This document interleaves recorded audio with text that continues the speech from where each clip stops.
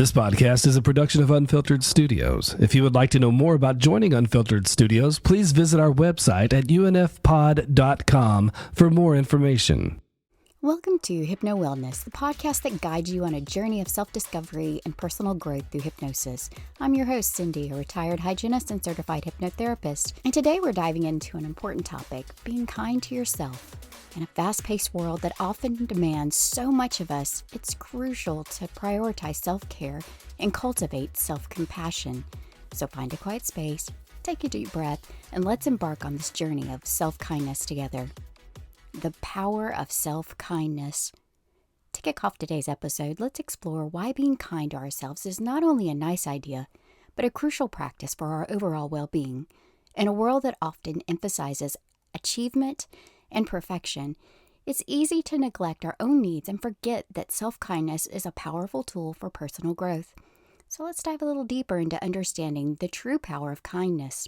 When we prioritize self-kindness, we are essentially giving ourselves permission to take care of our physical, emotional, and mental well-being. It's like giving up our own cup so that we have more to give to others.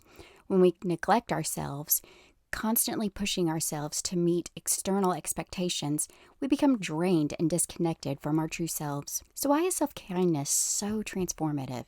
It starts with acknowledging our worthiness. We often hold ourselves to impossibly high standards, comparing ourselves to others and feeling inadequate. But self-kindness reminds us that we are inherently valuable and deserving of love and compassion simply because we exist. Imagine a dear friend going through a difficult time. How would you treat them? You would likely offer words of kindness and support and understanding. Self-kindness means treating ourselves with the same level of compassion.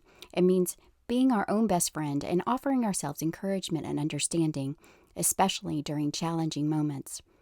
Cultivating self-kindness also involves nurturing a positive inner dialogue. Our minds are constantly buzzing with thoughts, and unfortunately, many of those thoughts can be self-critical and judgmental. But by practicing self-kindness, we can shift our internal narrative to one of self-acceptance and self-love.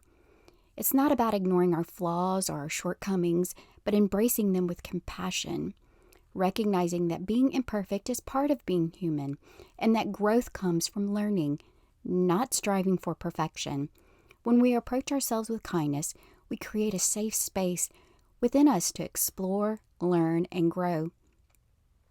So how can we tap into the power of self-kindness in our daily lives? It begins with awareness.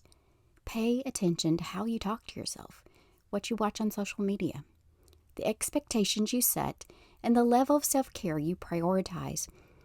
Start by consciously replacing self-criticism with self-compassion, one thought at a time. Remember that self-kindness is not selfish or indulgent.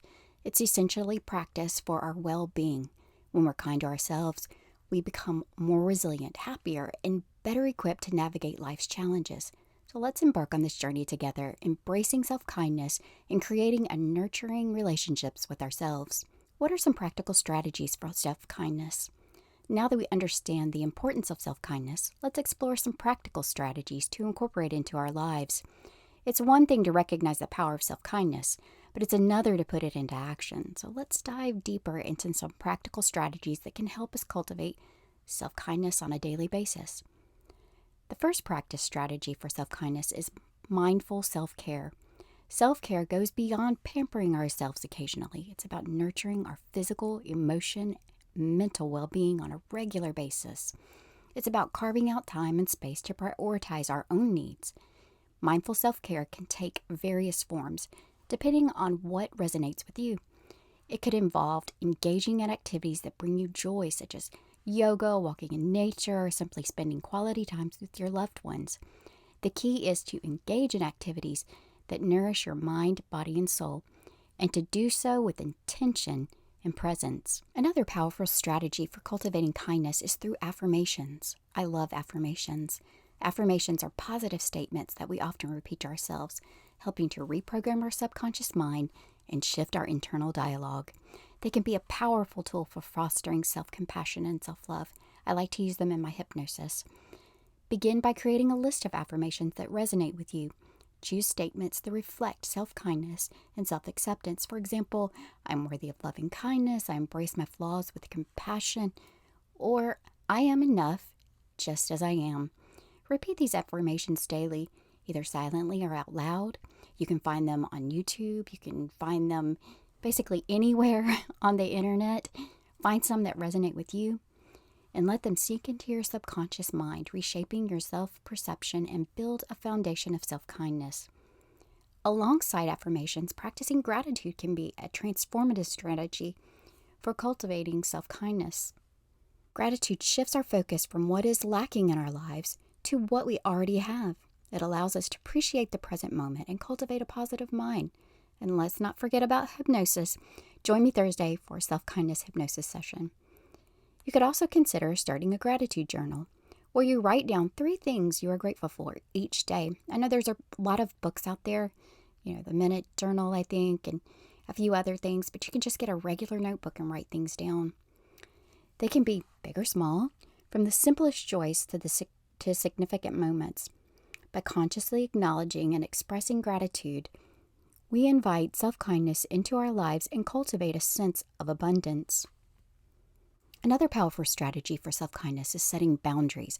Boundaries are an act of self-love and self-respect. They involve recognizing our limits and communicating them effectively to others. By setting boundaries, we create space for self-care, prioritize our needs, and avoid burnout. Boundaries can be physical, emotional, or energetic.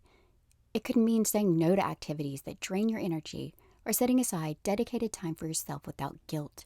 Remember, setting boundaries is not selfish. It's an act of self-preservation and an essential part of practicing self-kindness. We can also embrace imperfection and self-compassion. In our journey towards self-kindness, it's crucial to embrace our imperfections and practice self-compassion. We live in a world that often emphasizes perfection and achievements. You can go on Instagram and see all of these people that look like they live the perfect lives, but they don't necessarily. It can lead us to be overly critical of ourselves. But self-compassion offers us a way to navigate this challenging terrain with kindness and understanding.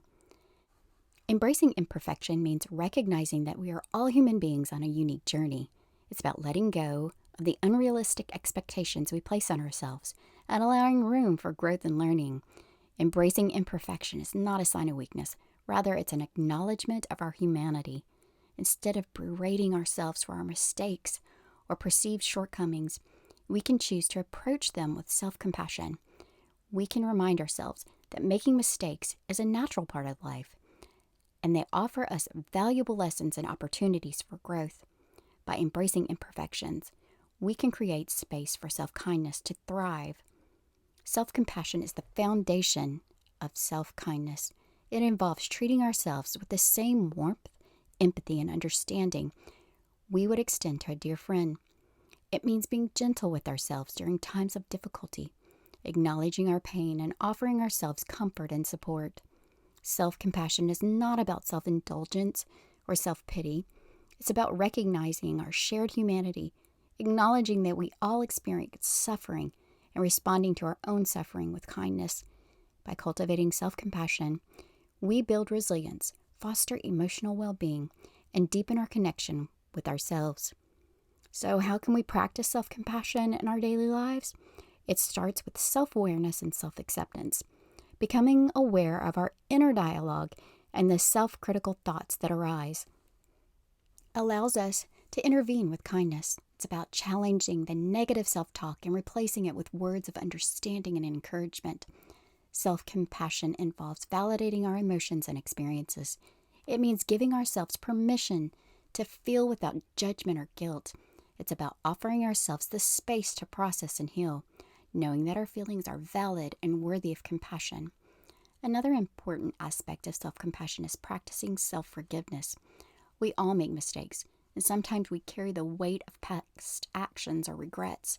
But self-compassion invites us to forgive ourselves, to release the burden of guilt, and learn from our experiences, rather than dwelling on them. Forcing ourselves does not mean forgetting or condoning our actions. It means recognizing our capacity for growth and change. It means extending the same forgiveness and understanding to ourselves that we would often give to others. By practicing self-forgiveness, we free ourselves from the chains of self-judgment and allow self-kindness to flourish. Thank you for joining me on this episode of Hypno Wellness, where we delve into the transformative power of being kind to yourself. Let's kind of recap what we explored today. In the first segment, we discovered that self-kindness is not just about a nice idea. It's an essential practice for our overall well-being. By acknowledging our worthiness and treating ourselves with love and understanding, we create a strong foundation for personal growth. Segment 2 provided us with practical strategies to incorporate self-kindness into our lives, from mindful self-care and affirmations to gratitude and setting boundaries. These strategies empower us to prioritize our well-being and nurture ourselves with compassion. In the last segment, we explored the importance of embracing imperfections and practicing self-compassion. By letting go of unrealistic expectations, embracing our humanity, and responding to ourselves with warmth and understanding, we foster kindness and build resilience. As we end this podcast, I invite you to reflect on the power of embracing imperfection and practicing self-compassion. Remember that self-kindness is a lifelong journey, and it begins with embracing our humanness and offering ourselves the love and understanding we deserve. Be patient with yourself as you cultivate self-compassion. It's a practice that takes time and effort, but the rewards are immeasurable. By embracing imperfection and practicing self-compassion, you open the door to a life filled with self-kindness, self-acceptance, and personal growth. Thanks for listening to this episode of Hypno Wellness. If you enjoyed this episode, be sure to subscribe to the Hypno Wellness podcast and leave us a review. And as always, if you have any questions or comments, feel free to reach out to me on Instagram and YouTube.